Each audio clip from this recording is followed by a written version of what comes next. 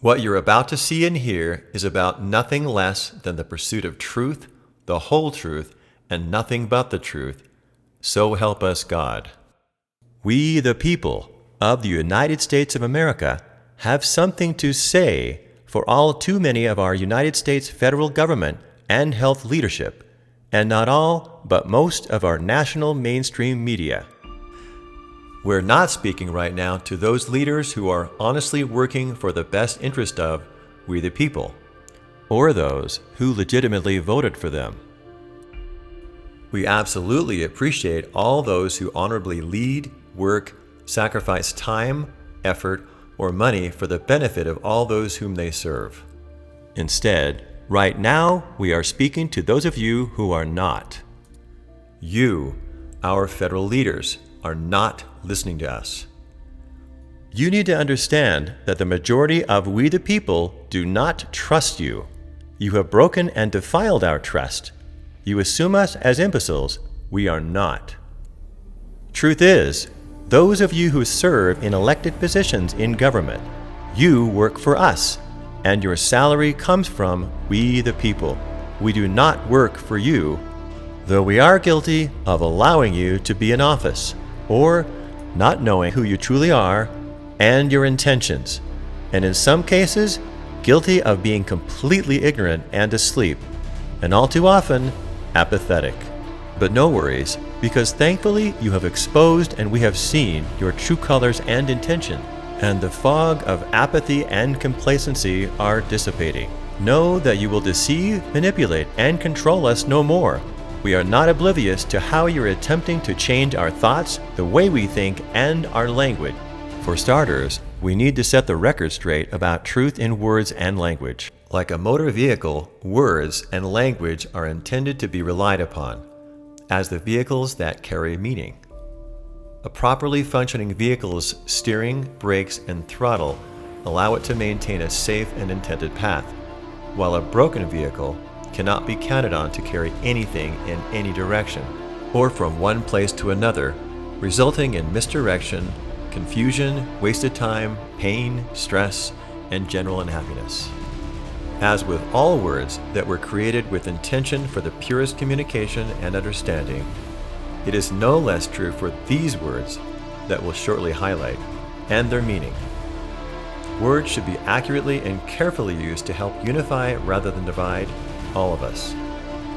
No one is exempt from the negative effects of corrupt language, while truth in words and language is win-win, as everyone can benefit with freeing outcomes not possible when we are held captive in the confusion of chaos, of lies, of manipulation, and of deception.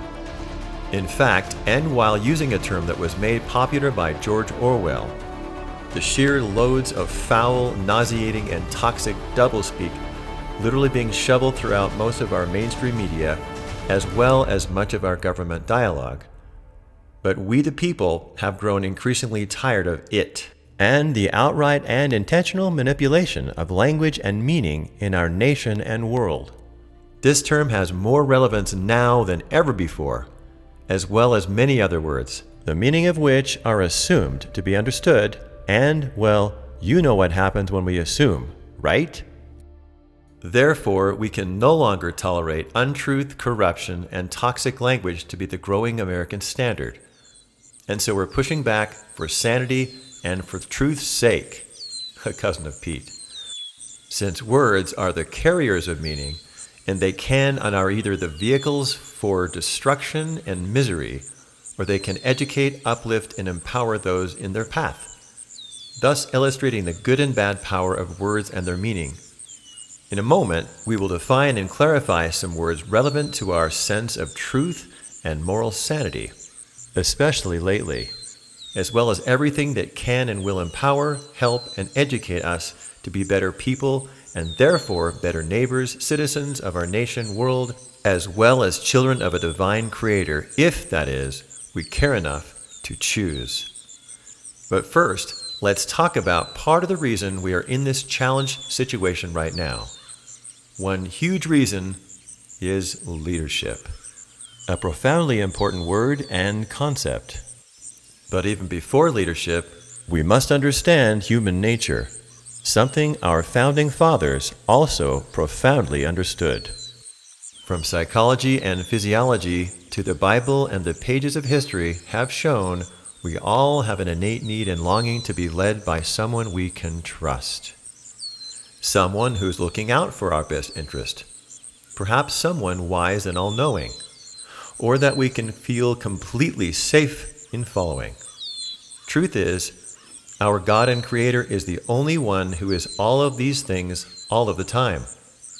Though every one of us is human, that is by definition prone to mistakes, we all have profound potential for good or for evil within our human nature. Therefore, understanding leadership and the general need for it in our country and world is profound and immutable. Yes, it's in our nature to crave leadership, although it's not necessarily someone else's fault if we fall short of our intended destination. Though, and something I've only more recently but profoundly realized is, that leadership's key role is not just for the sake of telling others what to do or barking out orders, but more importantly, it is creating and providing the environment for humankind to not just survive, but to thrive and inspire success and greatness to occur in our country and world, as well as direction in an environment that is moral to all, not just a minority or a majority.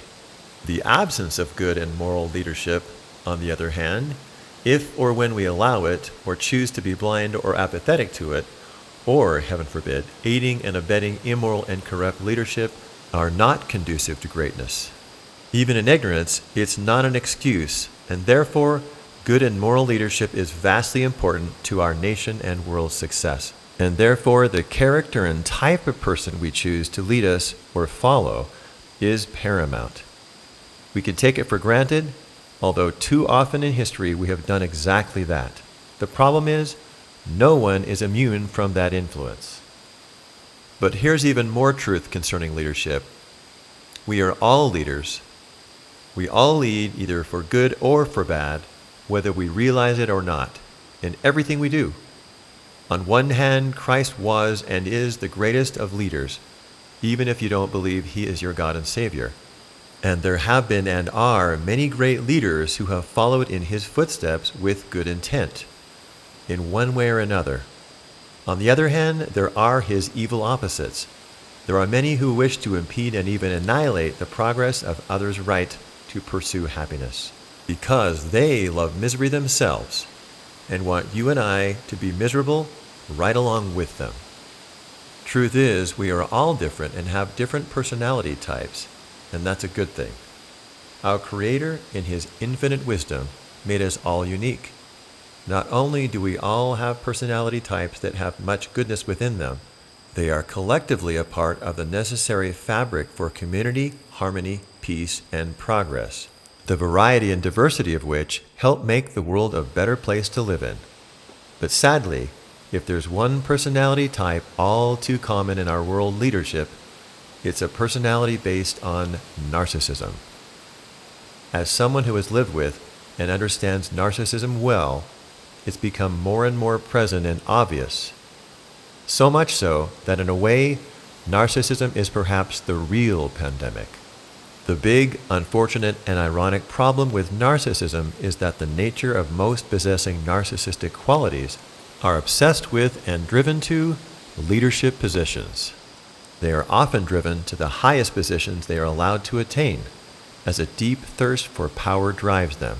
They seek power and control. They crave attention, they can't handle criticism, and they severely lack empathy. Internally, they also lack self-esteem, and so their sense of esteem and power comes from taking it away from you and I, if we allow them, that is. Or worse yet, if we feed into it, narcissistic behavior is likely to dominate or even escalate. Those fewer but power-hungry beings seek to take away our sovereign rights. In their quest for power, they will continue in their intense, driven, and hell-bent laser focus on power and control over you and I. And do we need to be told that regardless of our beliefs, history has shown us countless times that that kind of leadership and environment is not and has never been conducive to peace, as well as collaborative unity and happiness in any society ever.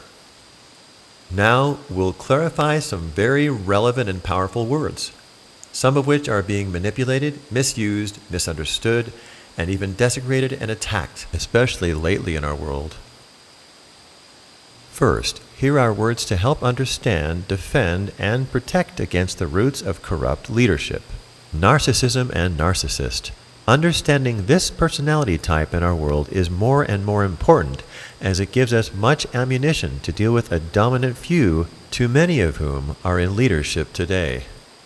Though the sheer volume of narcissism seems to be ramping up on a large scale, such that there must be a sort of narcissist factory increasing in speed and strength in our nation, world, and society, that if we better understand, we'll feel less like we're living in crazy town and more able to stand up for ourselves in their midst.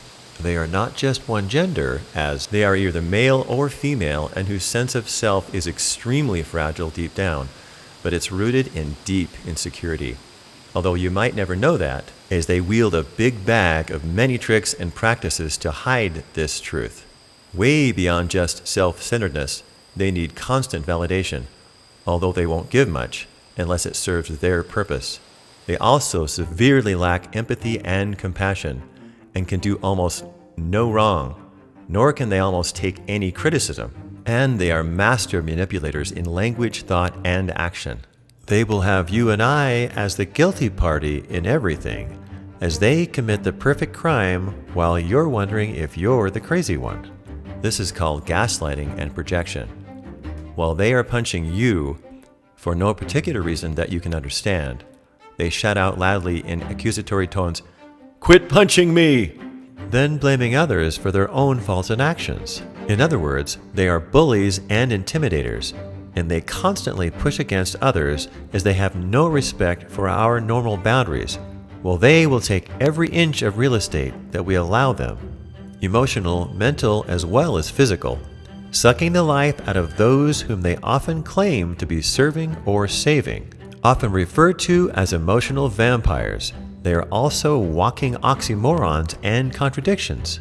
But as such, they are intensely power and status hungry, and therefore, like a rising hot air balloon, they often seek the highest levels of hierarchy and/or government they can attain at almost any cost, and will hold on to that power for dear life, often sabotaging many along the way to keep their spot alone on the podium. Usually, one narcissist especially detests another narcissist, as only one is content to occupy any one space at a time. Let us also say that by no means are all those in leadership positions narcissistic, as there are many who are pure in their intent as they serve and sacrifice. However, we need more of those who are, you included. Although there are too many who are spoiling the integrity of good and important leadership positions, very often with corrupt behavior, as they will often do anything to keep above you and you beneath them, while they take all that we allow them to take from us in order to feed their need for power and control. So knowing these attributes is powerful and will help us keep our personal sovereignty, our sacred and personal sense of self-dignity and sanity, and help keep the world a better place by spotting this behavior and not electing or supporting these types of so-called leaders into office in the first place, or remove them democratically. Having just acknowledged this very important yet toxic element of narcissism exploding in our society, now let us define and clarify some additional related words even more relevant now than ever before. Gaslighting and projection.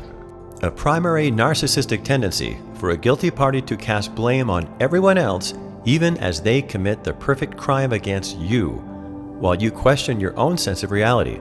For example, they shout out at you, "Stop punching me," while they're in the very act of hitting you with repeated blows. Bullying.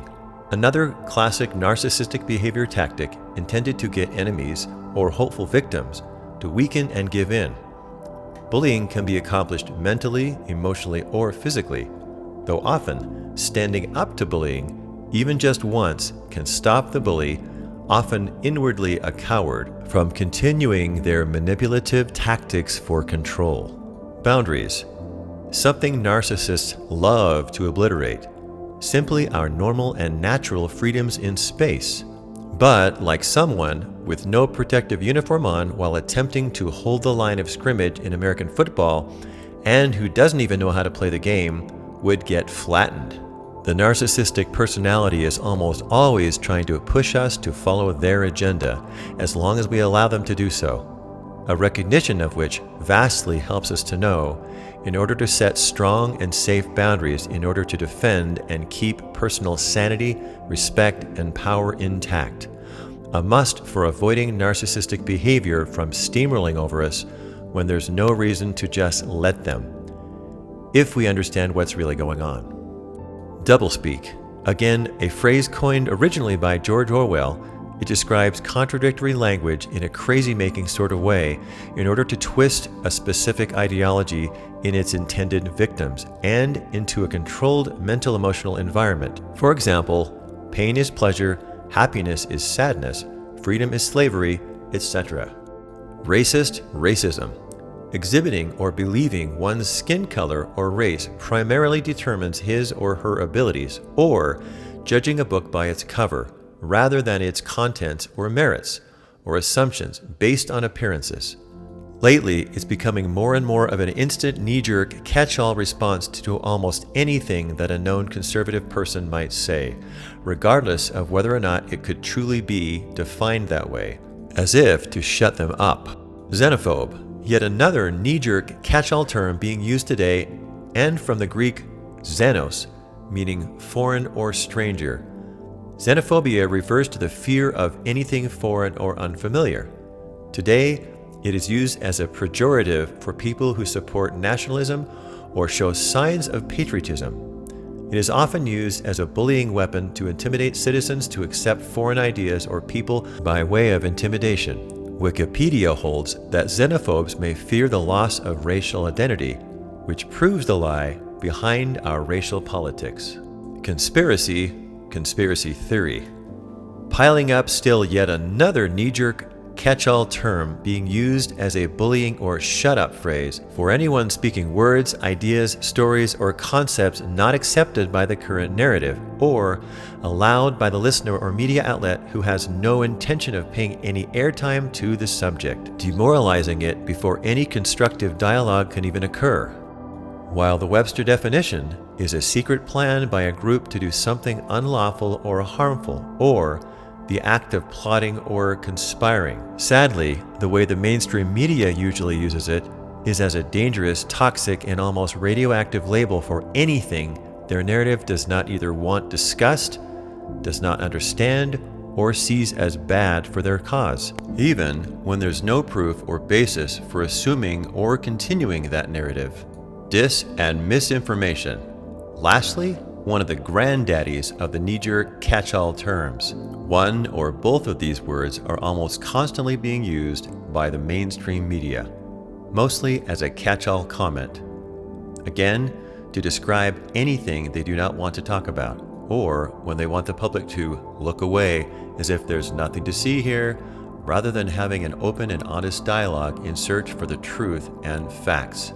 Almost any story coming out that does not fit the allowed narrative of that news agency, government entity, or political angle in order to quickly shut it down without further ado or discussion is likely misinformation or disinformation itself. What is even the difference anyway? Only intent. Mis involves use in ignorance, while dis is known to be false but intentionally spread anyway. But the point is, these words are used to confuse and polarize us in order to avoid their manipulations from even being detected, and it should make us pause every time these words are said, to pay attention as to whether the intent is to shut down our freedom to the truth and to critical thinking before we can uncover the whole truth we need, deserve, and have the right to know about, rather than a censoring entity telling us what is true or not. Statistics and manipulation. Everyone but the extremely naive know that numbers and data, spreadsheets, graphs, and the like can be manipulated to show or enhance a very specific narrative, direction, or picture. Without common denominators within the data, it can often be extremely distorted into outright and blatant lies.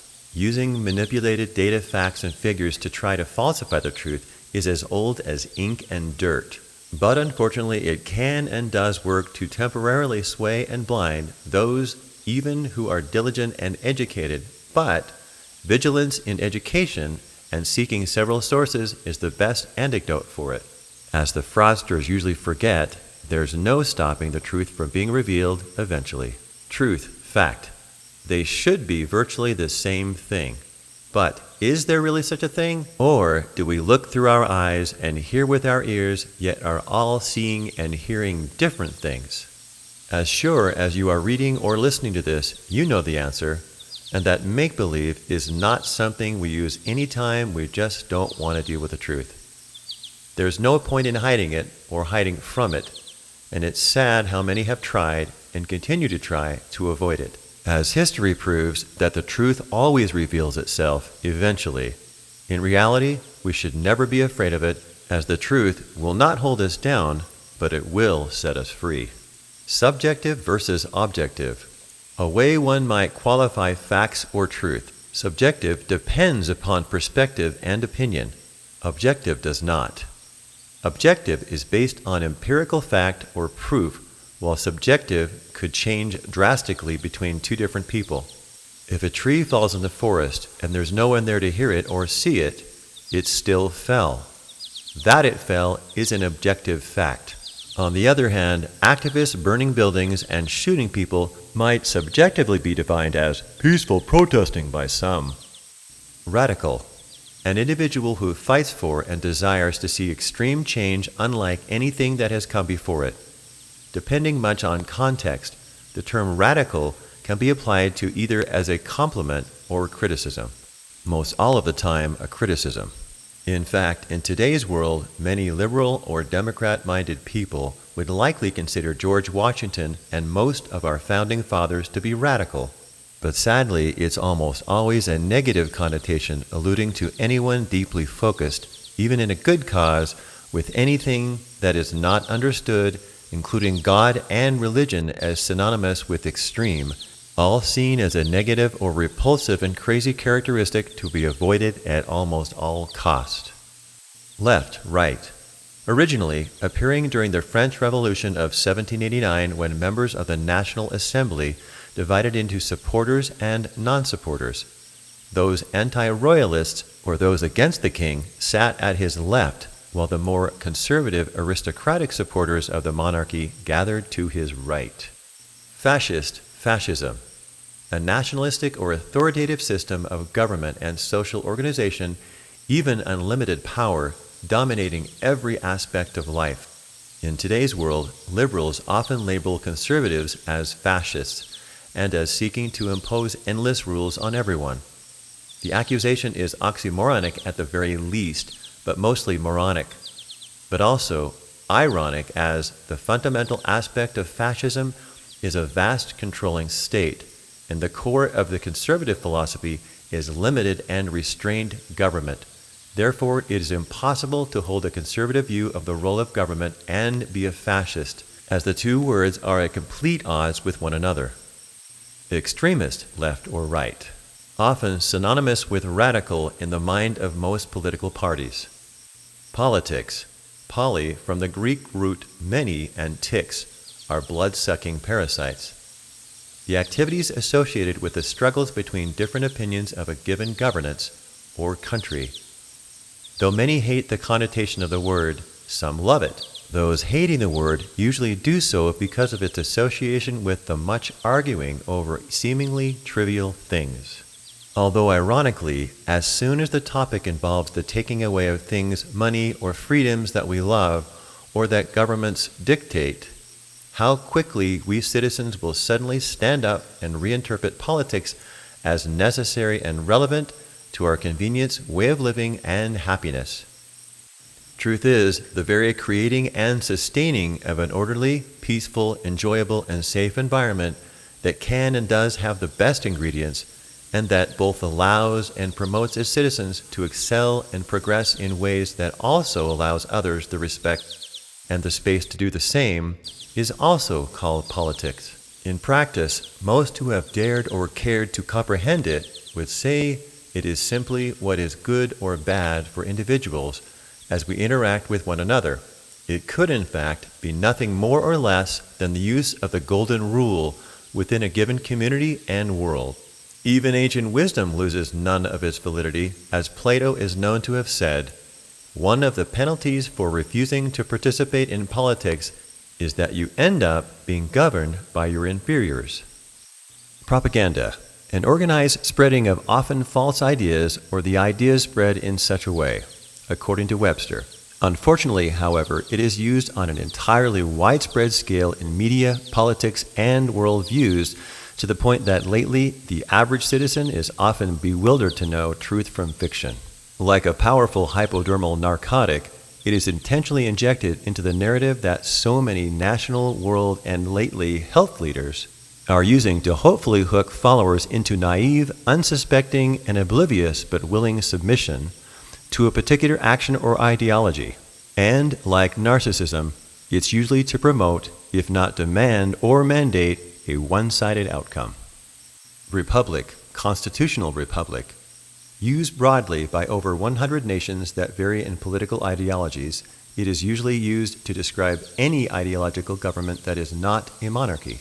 We are often confused today as to intermesh republic and democracy as interchangeable, or sometimes all out confused as to what we, in the USA, actually are. Since we rarely recite the Pledge of Allegiance anymore in schools, we're forgetting all too many of our country's foundational roots. And though the roots of the word came from Greece, but our founding fathers realized that besides the excellent aspects to a republic, there were also deficiencies they wanted to and did improve upon. Which founding father James Madison clarified further, "A government derives all its power directly or indirectly from the great body of the people." However, our wise and divinely inspired founding fathers also included the separation of powers for fairness, balance, and a restraint of man's nature and tendency to usurp and abuse power in government, something that they had seen going on in France and experienced it firsthand from King George and were outraged from his tyranny. In order to better clarify these two words that are so often crossed, we are not a pure democracy. We are a democratic republic, a representative constitutional government, a hybrid, inspired, and ingenious design, combining the higher power and accountability of and to God as the glue. And that godly glue is something that the founding fathers saw France leave out of their constitution and government, and it wasn't going so well for them.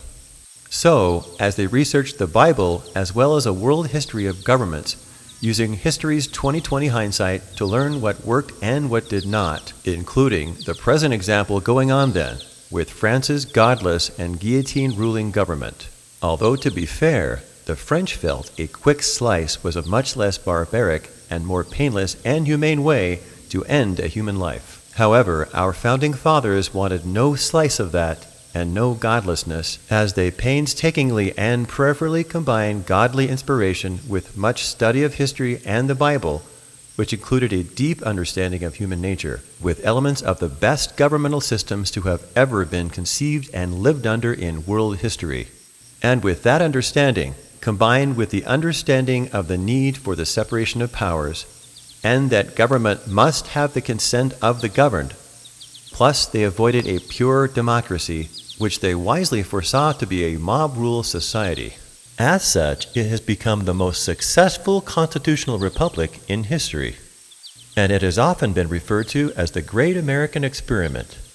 But as for what government type we call ourselves, present-day, sloppy or distorted use of words like republic, democratic republic, and democracy show the extreme inaccuracy with which these terms are so often used in social and mainstream media, all too often glossing and crossing over their actual meaning, aiding and abetting the muddy and inaccurate meanings to continue.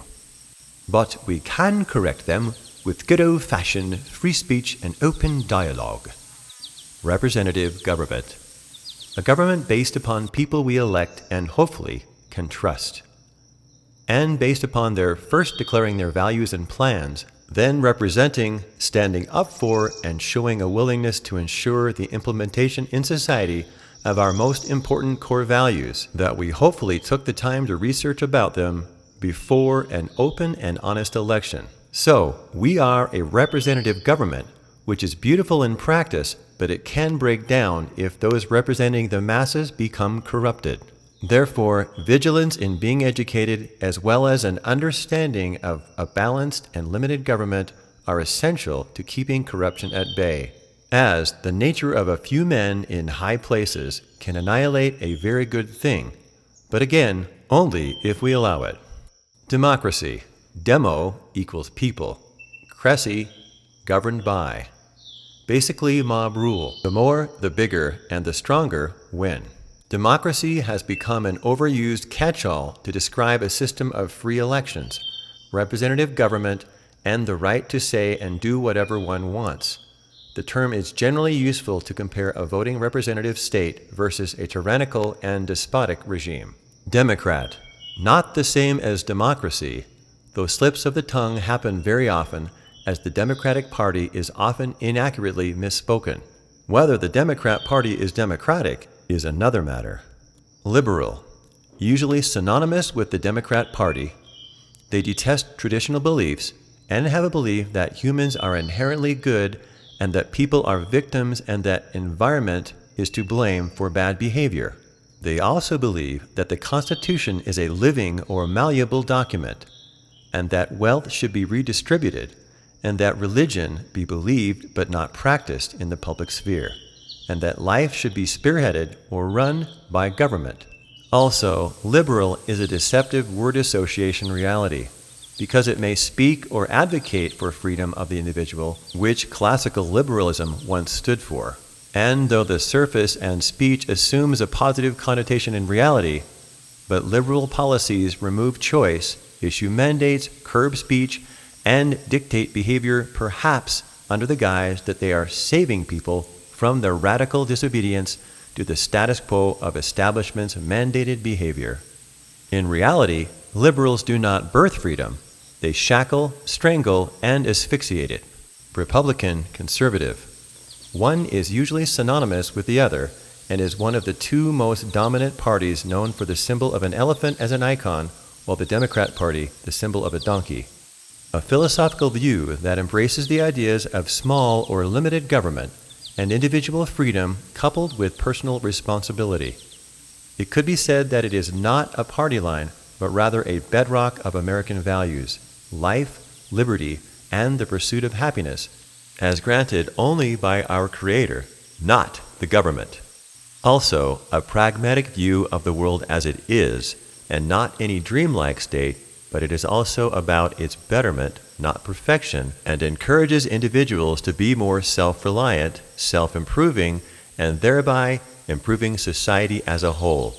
Hence, the word suggests they seek to conserve the founding principles of the nation. Partisan, nonpartisan.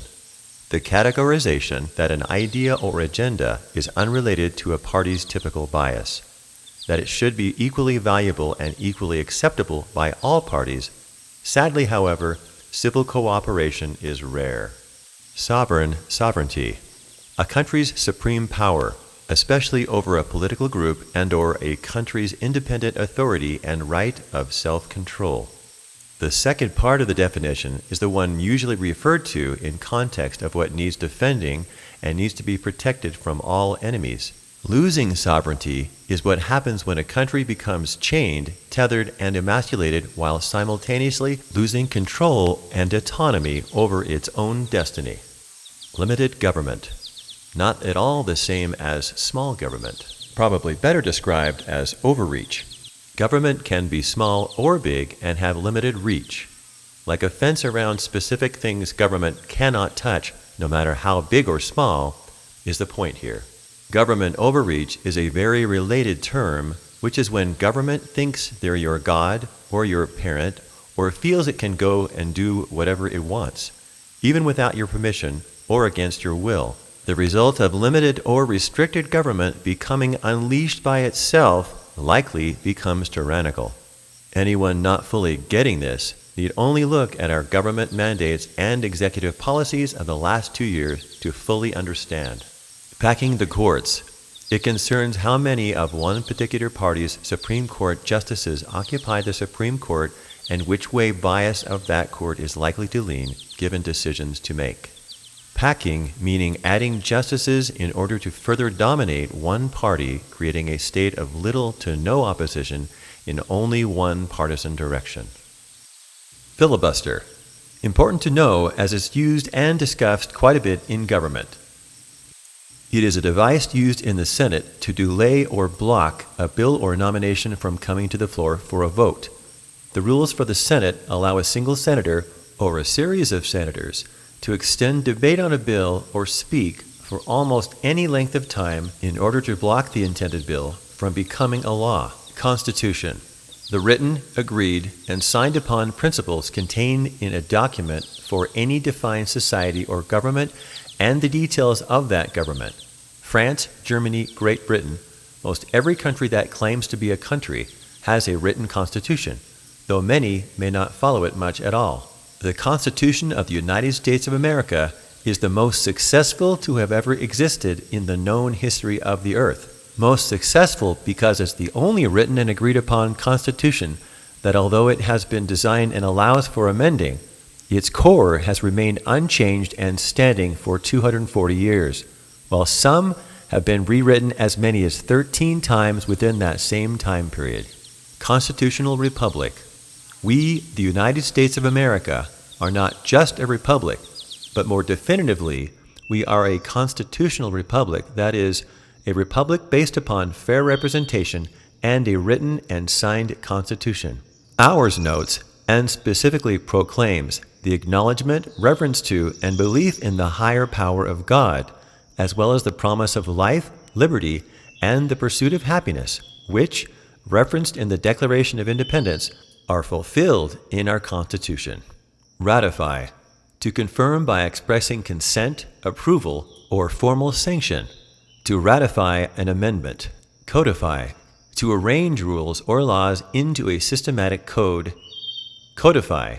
It does not make law, it arranges existing law. Legislator. We hear this word a whole lot. It is a person who makes laws, a member of a legislative body, including both part-time and full-time. There are 535 legislators or members in Congress. Balance of power. Power corrupts. Absolute power corrupts absolutely. Said by historian Lord Acton. The idea that, based upon the proven nature of man, power, systems, and government necessarily need to be balanced in order to function and/or not become corrupt. Lack of balance, however, typically destroys a system, person, organization, country, and government, or even a combustion engine if unbalanced. Legislative, executive, judicial. The three branches of our U.S. government that our founding fathers beautifully, divinely, and so painstakingly conceived and placed inside our U.S. Constitution. This balance creates a more perfectly functioning governmental and practical balance of power. However, they were not actually designed to be an equal and exact one-third, as many people incorrectly misunderstand, as, for example, the judicial was not designed to be exactly equal in power to the other two. As judges and therefore courts cannot create law, their job is not to dominate, but rather only to interpret the laws already written. Unfortunately, we've gotten that rather messed up and backwards lately in our lost understanding, as we've too often given judges too much power, as a judge is not the master of a society or a government. We the people are. The ends justify the means. This is the selfish and often corrupt thinking that nothing need be off limits to getting one's way, that good or evil becomes irrelevant if and when there is an agenda to achieve that is somehow important to someone within the circle, individual, or political party. Usually, it is a means or a way to justify perpetrating evil, or there would be no need to justify anything, right? Paraphrase from one of our founding fathers, nothing should be done without consent of the governed.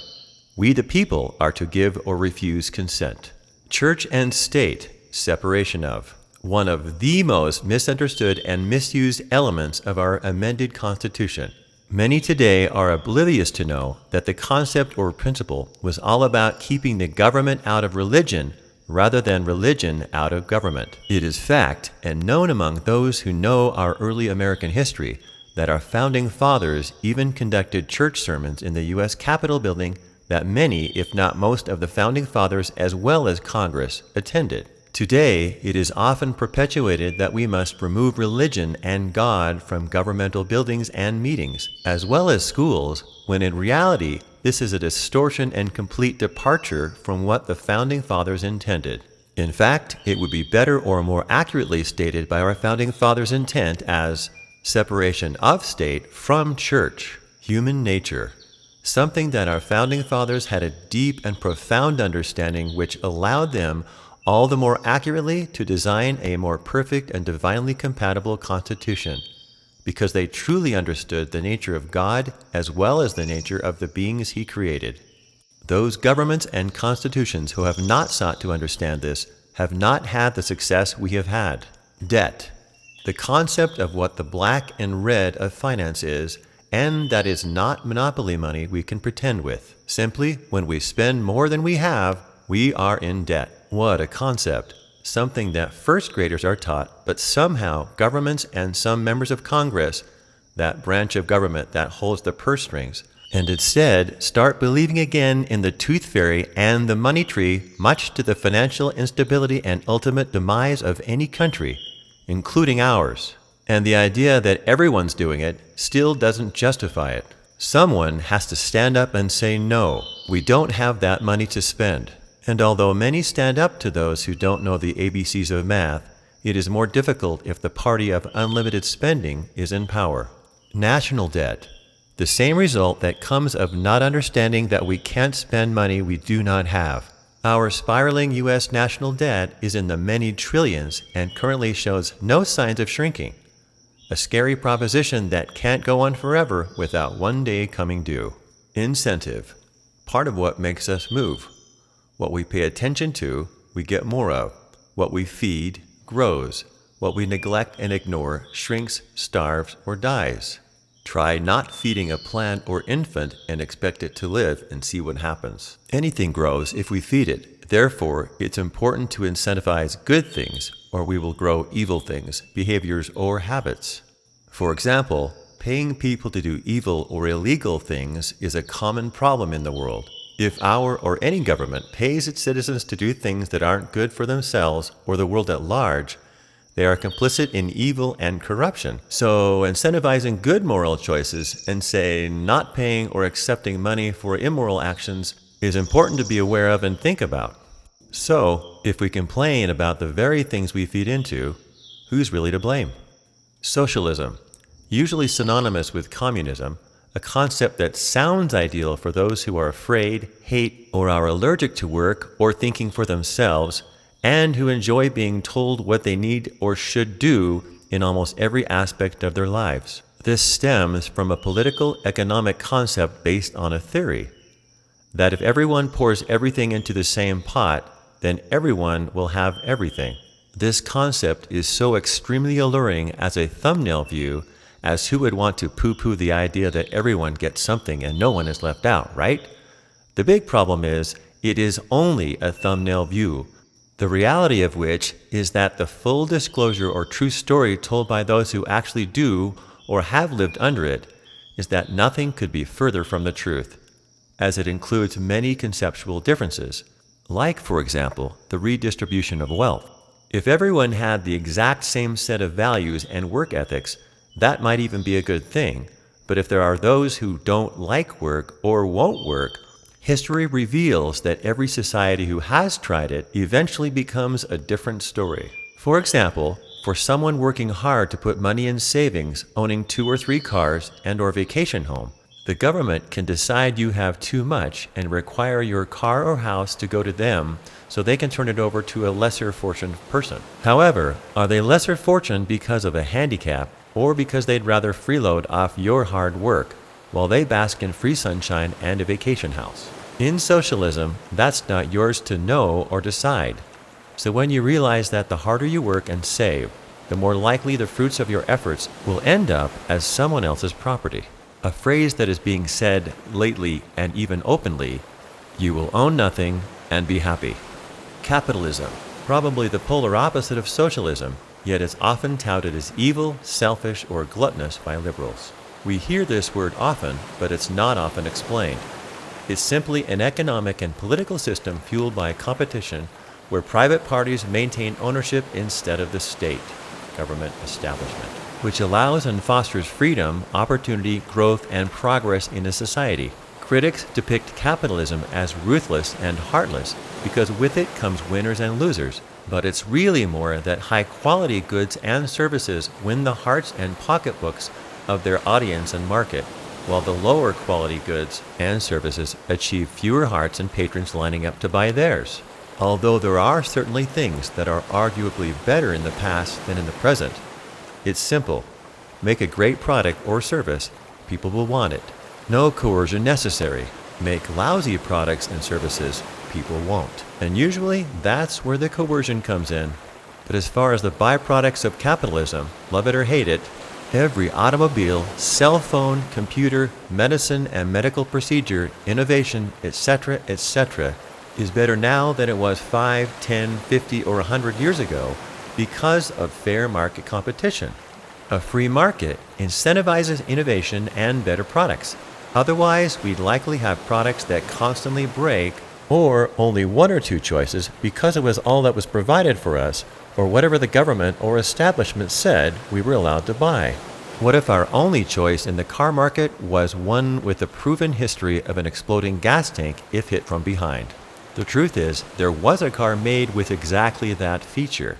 And thanks for truth's ability to always eventually be revealed, as well as fair market competition, that car was scrapped by the manufacturer. Free enterprise. Almost synonymous with capitalism, it is not government or state control, but rather it allows a free market to exist, both buyers and sellers, and assumes, given the choice, that consumers are smart, not stupid, and will choose the best products and services over poor ones. One survives or excels, the other gets put in the back in the discount rack, or taken off the market entirely if or when it is found to be a bad value or unsafe, for example. Most sane people would find this to be a good thing. Respect. A very important ingredient with all types of relationships that cannot be demanded, but rather must be earned, from personal, family, romantic, business, God, and yes, country too. One shows respect by how they act towards that thing. If we love something and don't show respect, do we really love it? Honesty, trust. Like respect, it is critical to all relationships if they are to last, that is. But if trust is broken, it's difficult to repair that trust and earn it back, as well it should be. No relationship, be it personal, business, religious, or government, can function properly, much less at all, if there is little or no trust or honesty. History shows that the more honesty and trust that are present, whatever the relationship, the more successful, the happier, and more productive the people or citizens and the country are. A lack or absence of honesty and trust can and will destroy relationships. Again, history cannot lie. Unalienable rights. Rights that come only from God and that we are born with, and that government cannot give them nor take them away. This ideology is deeply embedded in our Constitution by our founding fathers and their quest for a more perfect union.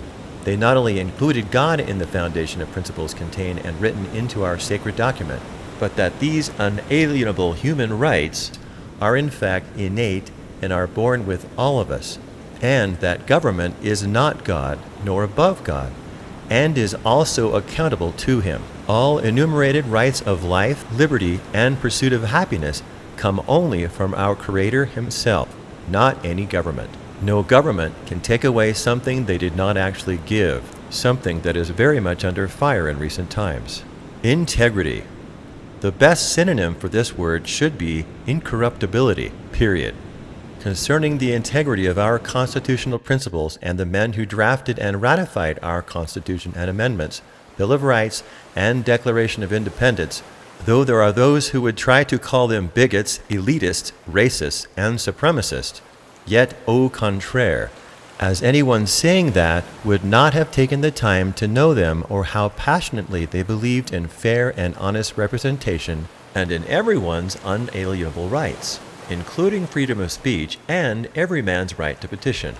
They believed in individual rights, including the right to petition, so much so, in fact, that a founding father named John Quincy Adams, who was very much against slavery, made sure that a certain man's voice and right to petition concerning a pro-slavery matter, even though Adams was vehemently against it. He did so because protecting the unalienable right to petition was more important to John Adams, even though he didn't agree with him, than what that citizen had to say. That might be hard to believe that kind of integrity would exist today, but it can and does, as it's simply a choice. Patriotism. Quite basically, love of country. Believe it or not, our founding fathers said this about their priorities: God, country, then family. Why country before family? They believe that if we don't have a safe place to raise our families, much is irrelevant if we have no freedom to raise our families the way we want to. Sadly, there is a growing sense of apathy in our country and a growing number who feel that their country should serve them, and that our country is full of problems, corruption, dysfunction, racism, and brokenness. All these are true to an extent, as it will never be perfect, but we are only this way if or because we have allowed it to be. This might be breaking news for some. Truth is, our country and Constitution are based on audience participation, not apathy or inactivity. If the leaders we elect aren't doing their job, or we don't like a law or certain procedure, we can first recognize it and act to help make change in our government and world. This is not a dictatorship, and it will never become such unless we allow it to happen. Those who care enough to know what they have in this country of ours will know or find out that we have the beautiful potential to make and keep America a beacon to the world, with its inspired Constitution and government of the people, by the people, and for the people. Sadly, some want to cop out of ever being responsible for our country's health and wellness.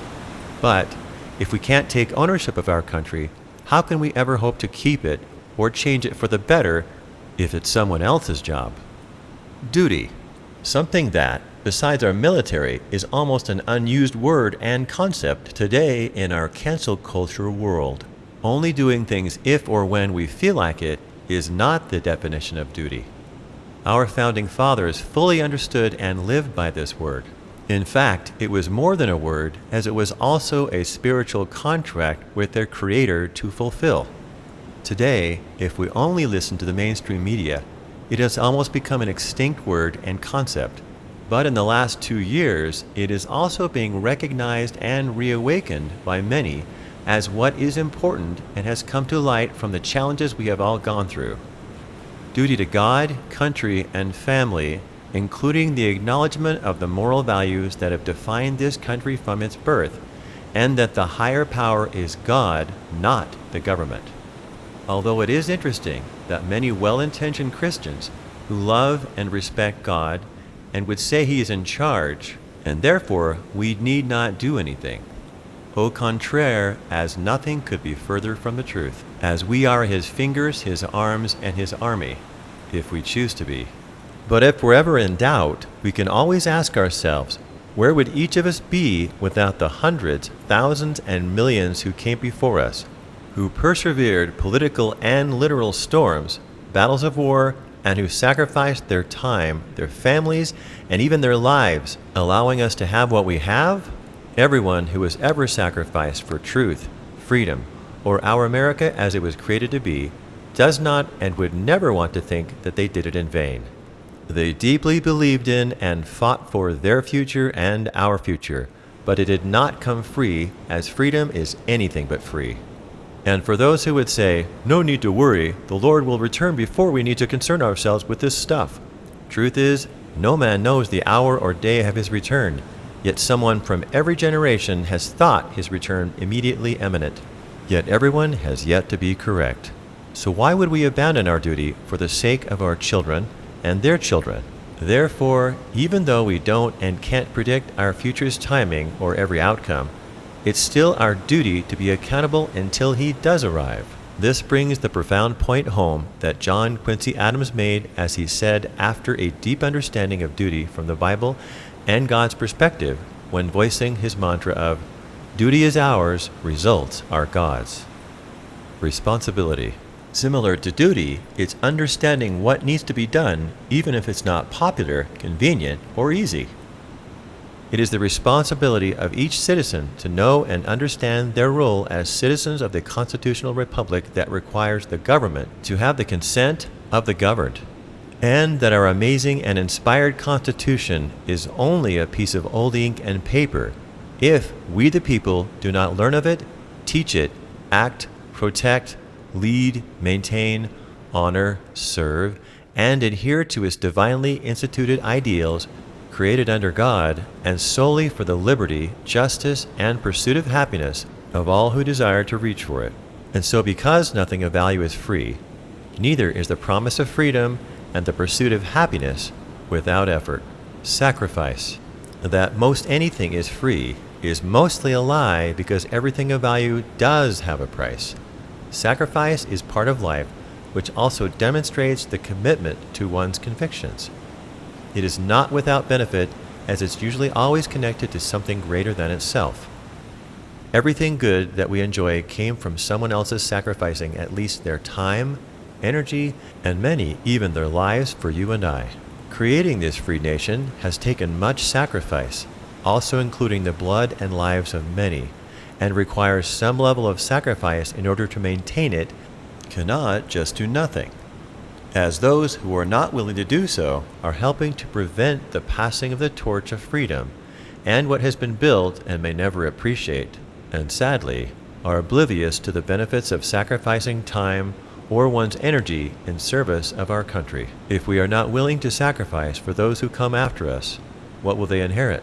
Our founding fathers believed and expected they would likely hang for separating from Britain and declaring independence from its or any other tyrannical government, as well as divinely creating a totally new nation and constitution under God, indivisible, with liberty and justice for all. And all they who fought and sacrificed their time and energy for our future declared in sacred ink, and for the support of this declaration, with a firm reliance on the protection of divine providence, we mutually pledge to each other our lives, our fortunes, and our sacred honor. Again, where would you and I be without the sacrifice of others? And in the end, is freedom really free, and can it come without sacrifice? Choice, something that is always before us, is a blessing, yet comes with responsibility. If we choose to cower from that responsibility, then we are also aborting the option of choice. Ironically, it is not a burden in the end. It is a way, and more accurately, it is the way to individual empowerment and freedom. If we don't want to choose or to comprehend that, we never will. Choice and agency are some of the most beautiful gifts our Creator has given us. But if we don't decide to choose, there are those salivating to decide our fate and future for us and to control us, as that is our consequence for choosing not to choose, because that is still a choice. Rule of law, a written form of rules all are expected to obey, or to be subject to punishments, eliminating any allowance for arbitrary exercise of power. Not a jungle rule or mob rule society. The rule of law cannot be changed willy-nilly based on views of social justice. Laws must be changed through legislation and not through the executive or judicial branches. Conservatives appreciate laws with fair and limited governance, while liberal Democrats fervently reject the rule of law. When laws are broken, there should be consequences of punishment for evil and incentives for good, not for evil. Although lately in our world, it's too often been backwards. Pendulum. Truly a great word metaphorically, as so many forget that a pendulum swings both ways, not just one. So many controlling tyrants in history have turned a blind eye to the fact that no one is exempt from the swinging of the pendulum in society.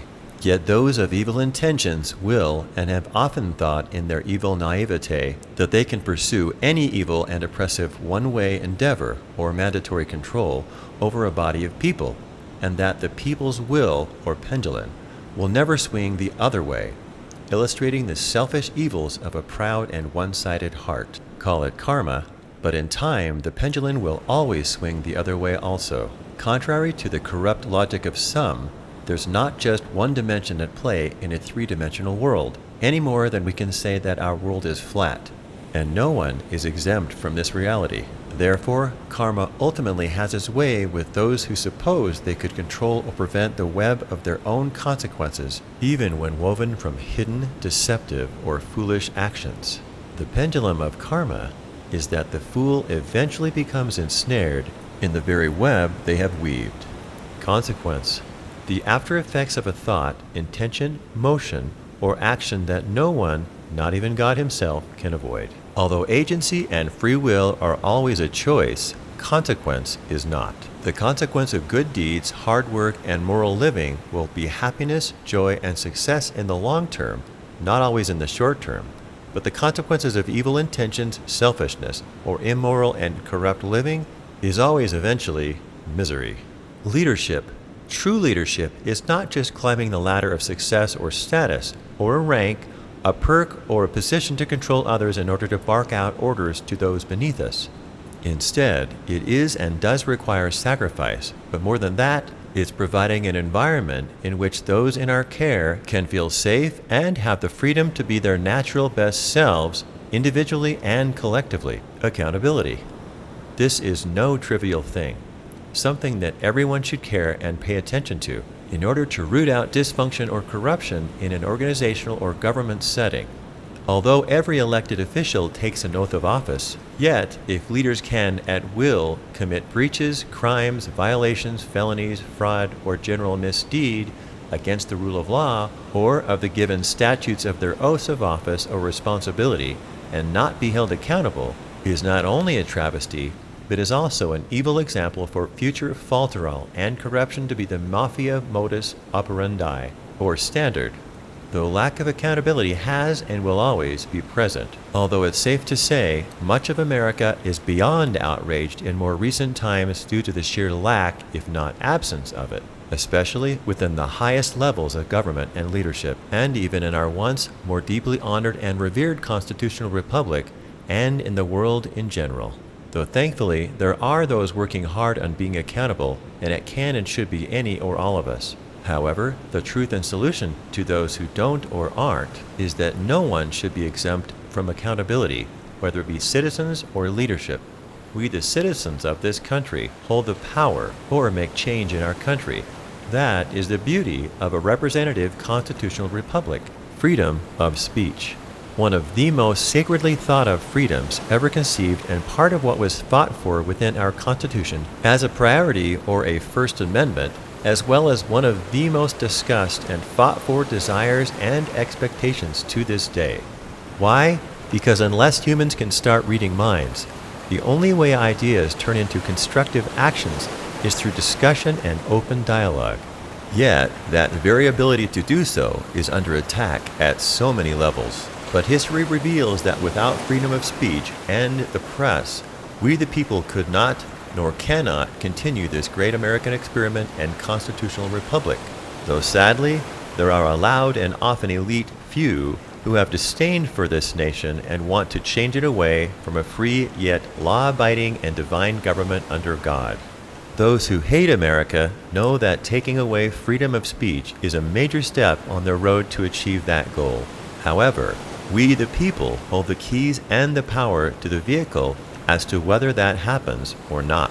Yes, you and I hold much power in our fingertips, including that divine document inspired by God backing us up, if we do our part to lead with correct principles for the benefit of ourselves and the entire world, in order that we keep it a sacred ground for greatness, a beacon and bastion of and for truth, freedom, and liberty, as well as strong, safe, moral, and just for all.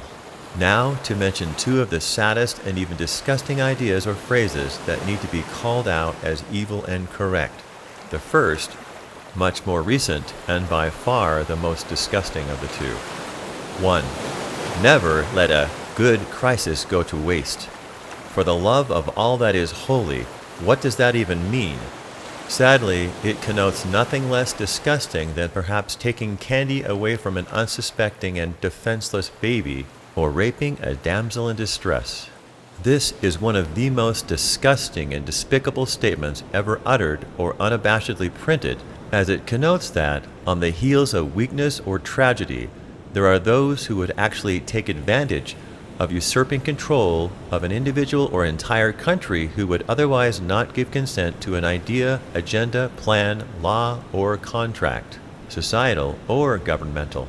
Yet this statement has been said too many times to count regarding situations like the pandemic and how some factions of our Congress want to, sleight of hand, slip in or make law of one-way agendas, while naive or unsuspecting Americans aren't watching or listening.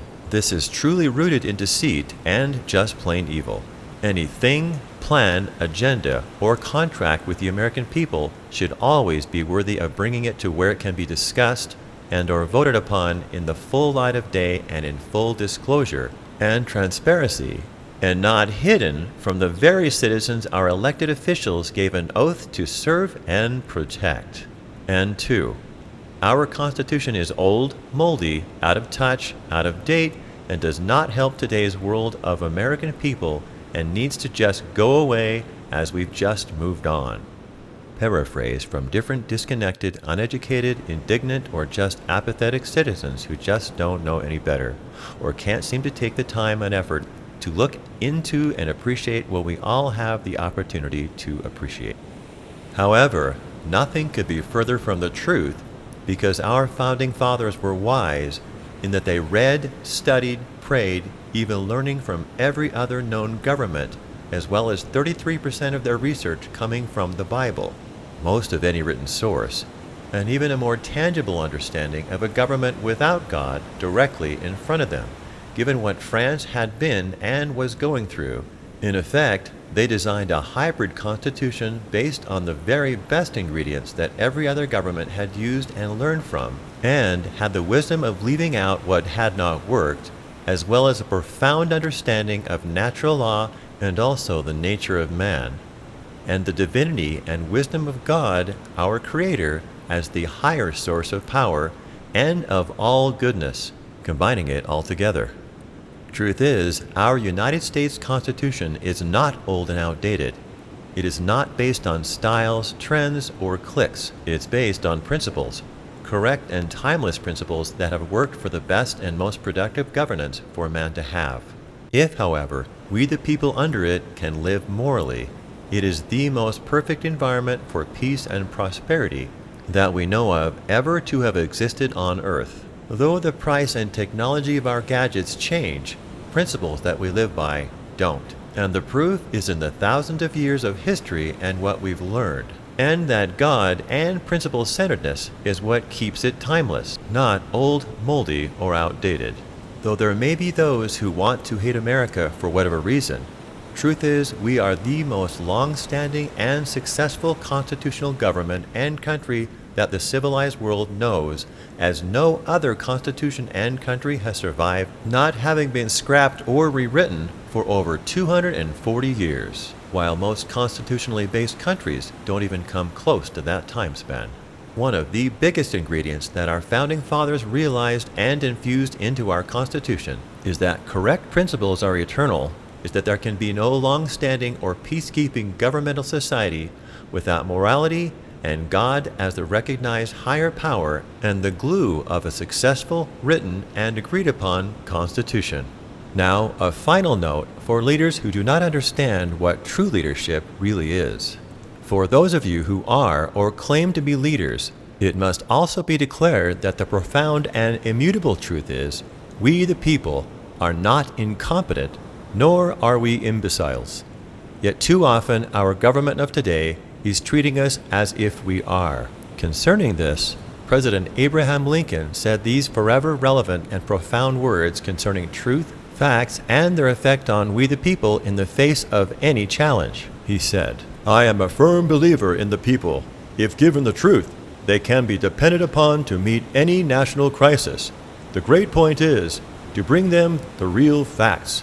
In other words, a lie repeated over and over again will never turn into truth. And for those of you who are lying, manipulative, and fraudulent leaders, you need to start giving us the true facts, listening to and representing us, or get out of our way. No one can ignore the sheer and undeniable power of words, good and bad. Speaking of words, it is true that some words have changed some over hundreds of years and from changes in technology and lifestyle. Yet, Noah Webster had no intention of creating a dry erase dictionary, or Wikipedia for that matter, to define the context and meaning of words. Question: is there such a thing as absolute truth? Or is there only such thing as personal or subjective truth? Why do we pay big bucks for high-resolution TVs and monitors if there is no such thing as an absolute truth? Or if the picture is actually something different for everyone, why buy more pixels and resolution in an attempt to gain a more clear and accurate picture? And yet we don't care about accuracy of truth in language? Is receiving and sharing the truth at least as, if not even more valuable and priceless, than having a clearer, sharper, and more resolute television? What if you or I were diagnosed with a rare and deadly disease? Would we care about whether our doctor knows the accurate facts enough to help us find a cure? Or would we be fine if we were met by laughing clowns with candy canes for hypodermic needles while they couldn't stop laughing as they said they could cure us, while we are still bent over in excruciating or life-threatening pain? Like a funhouse of mirrors, we are seeing profound evidence of the distortion and annihilation of truth and meaning in language, led by specific and controlling elite actors posing as leaders. They are attempting to change words, language, and their meaning to fit a particular plan, narrative, or intention. Unfortunately, when language, just like any other aspect of life, is manipulated in a way that is designed to avoid perception or detection, it is almost always intended to blind, defraud, or deceive. This is what is going on at a very high level with media and leadership in our country and world. Or otherwise, is it possible that everyone looking at the same thing sees a completely different picture? Highly unlikely without kaleidoscope glasses, but we do need to recognize it, call it out, and sometimes restate the truth in any civil and productive way we can to avoid linguo distorto, or corruption of language and meaning by those leaders with ill intent or no regard to the well-being of we the people. More truth is, these controlling narcissistic elitists would like to think they can continue to have their way now and forever, and that a pendulum only swings one way. But they, or anyone who would think this, are dead wrong. When is it ever true that a pendulum can or does only swing in one direction? We all know the answer, as there is no such thing. A pendulum, by way of its definition, swings both ways, as even a kindergartner can attest that they'll be clobbered if they don't stand clear of either direction of their playground's swing set. This is just part of the ABCs and consequences of life that most corrupt elitists assume won't happen to them. But they will not get or keep their controlling way unless we the people are easily frightened and cave into their bullying. We cannot and we will not. Although history also shows that it's more difficult to lose it and have to regain it than it is just to maintain it.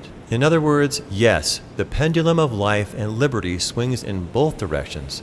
This is called freedom of thought, speech, and action. The consequences of that pendulum cannot be altered, but the freedom for it to swing both directions should not, because it ultimately cannot be denied. Every single one of us can and will likely be on one side or the other of the pendulum at any one time in history. Dare we think otherwise? Do we think that it will swing our direction always, irrespective of everyone else's desires or needs? Do we not care about those whom we live and work with? Do their needs matter less than ours? Truth is, we are all in this together, and history has shown that free and open discussion is good for all, as well as what allows the reaching for, the discovery of, and the validation of all truth, as well as the most creative and innovative environment possessing the greatest advancement and happiness for any human society, because it fosters an environment of people motivated by inspiration rather than mandates or coercion. It's about win-win, as everyone benefits if they choose. Except perhaps the power-hungry narcissist who cares about no one but themselves and wishes only to control you and I. On the other hand, censorship or restriction of free thought, speech, or agency does nothing less than annihilate morale, stifle learning and creativity, as well as all creative processes necessary to the greatest happiness and prosperity. In such an environment, people do fewer things because they want to, they do more things because they have to. Not the same win-win inspired motivation that inspires and promotes greatness. So why is anyone opposed to a win-win environment when there is no one that does not benefit from truth and a free and open society based on God, laws, and consequences both good and bad? He is the arbiter of all truth. But another truth about truth is even it is not without a cost or a price. And as we more fully understand and appreciate the need for accurate words and meaning and their purpose and benefit, it teaches us that there is responsibility in truth. It is something that all of us need to work together to uphold. Sadly, some do not want that responsibility. But yes, that is also their choice. And we need to let them have their choice. But they cannot be allowed to stop or damn the ability of others to have their individual liberties and to seek, understand, and validate the truth as God has laid out for our discovery and for our benefit, not for our demise. And speaking of words, one man's name was and is still synonymous with words, their definition and meaning. He was a man who many probably don't know much about or how much more to him there really was. His name was Noah Webster. He deeply believed in knowledge, truth, and the accurate use of words, as well as in justice and in God's higher power and our Creator. But Noah Webster was much more than a dictionary writer. He was also a huge influence in the Constitution as a founding father. He was a soldier in the Revolution, a judge, a legislator, a scientist, and also was a prolific textbook writer in a myriad of subjects ranging from meteorology, animal husbandry, economics, medicine, science, and government, just to name a few. He believed in a revolution of education to parallel the revolution of conscience and freedom. Webster was a passionate man in his convictions and said this about truth and responsibility in our country. When you become entitled to exercise the right of voting for public officers, let it be impressed on your mind that God commands you to choose your rulers. Just men will rule in fear of God. The preservation of our government depends on the faithful discharge of this duty. If the citizens neglect their duty and place unprincipled men in office, the government will soon be corrupted. Laws will be made not for the public good so much as for selfish or local purposes. Corrupt or incompetent men will be appointed to execute the laws, the public revenues will be squandered on unworthy men, and the right of the citizen will be violated or disregarded. Even the Bible speaks about civic responsibility in Proverbs 29:2. If our government fails to secure public prosperity and happiness, it must be because the citizens neglect the divine commands and elect bad men to make and administer the laws. Therefore, it is our job to pay attention, decide, and act so that we might not have to, ever again, lose our freedom or become corrupt. That is, if we can learn from history and what we've learned about government, human nature, and that some men's corrupt thirst for power and control should never be forgotten. George Santayana famously wrote, "Those who forget the past are condemned to repeat it." And so we must never forget that government is and was not designed to give or take away our individual and unalienable rights and freedoms, but rather they are only designed and there to protect all those rights. Period.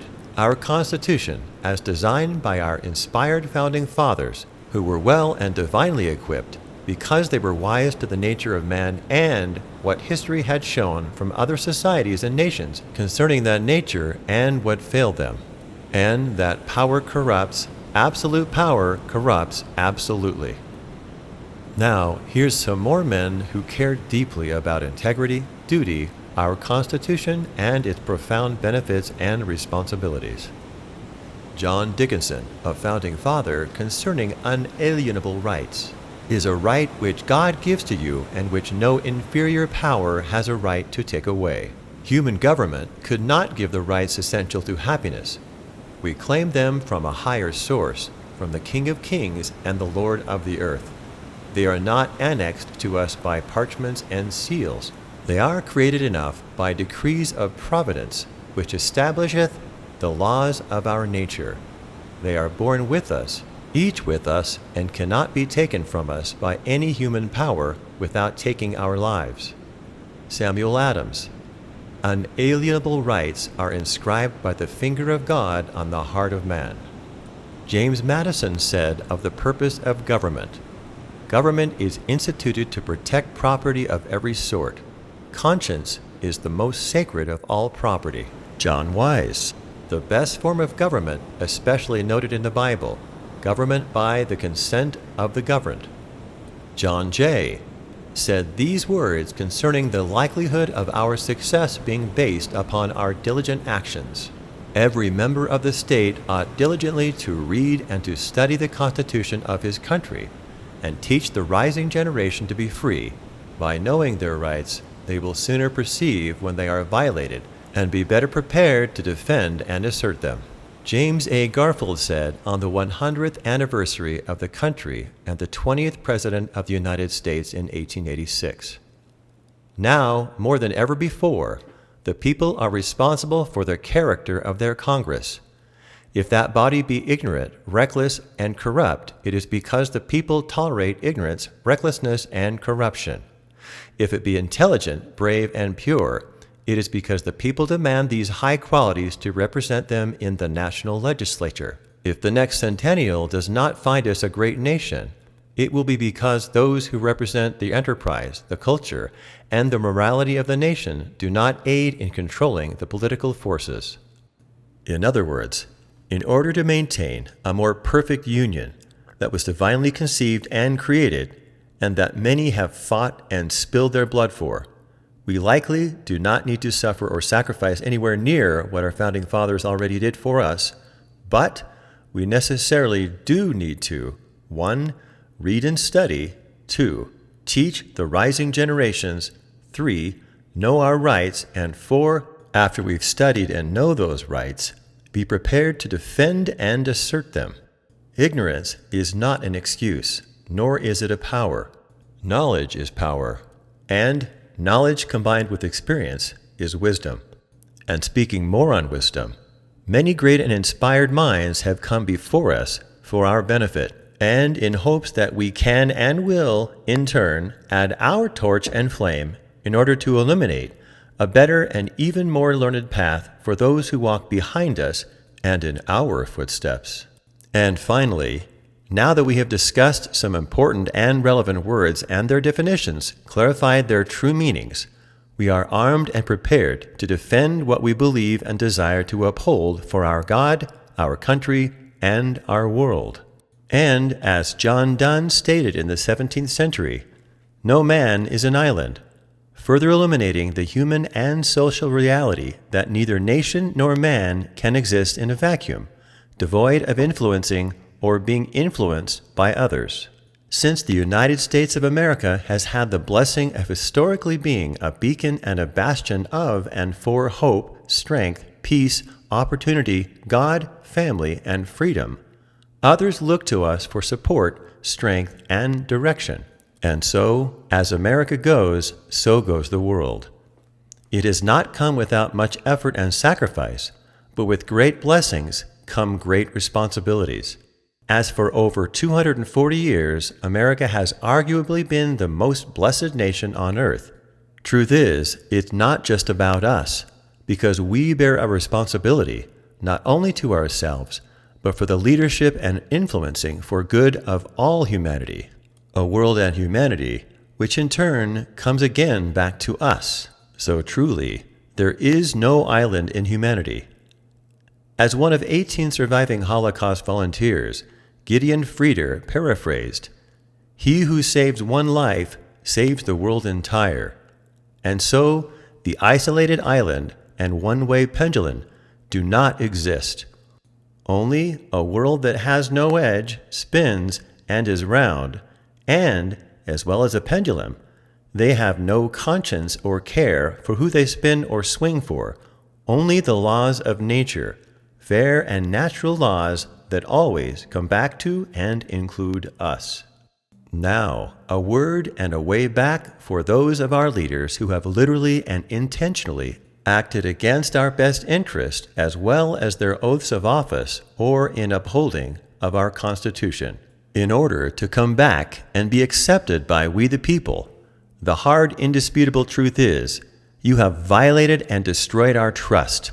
However, with God, nothing is impossible.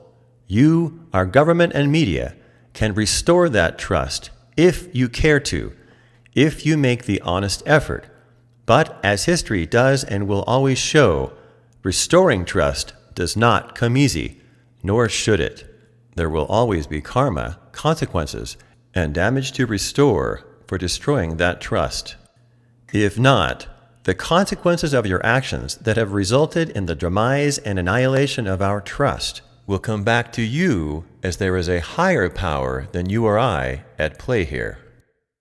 That we may better and more deeply understand duty, responsibility, accountability, truth, true leadership, sacrifice, honor, and our God-given, unalienable, and priceless right to freedom, let us always remember the soldier. Charles M. Province, U.S. Army. It is the soldier, not the minister, who has given us freedom of religion.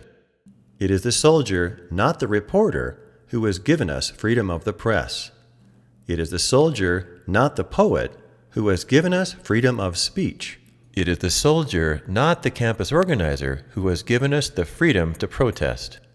It is the soldier, not the lawyer, who has given us the right to a fair trial. It is the soldier, not the politician, who has given us the right to vote. It is the soldier who salutes the flag, who serves beneath the flag, whose coffin is draped by the flag, who allows the protester to burn the flag.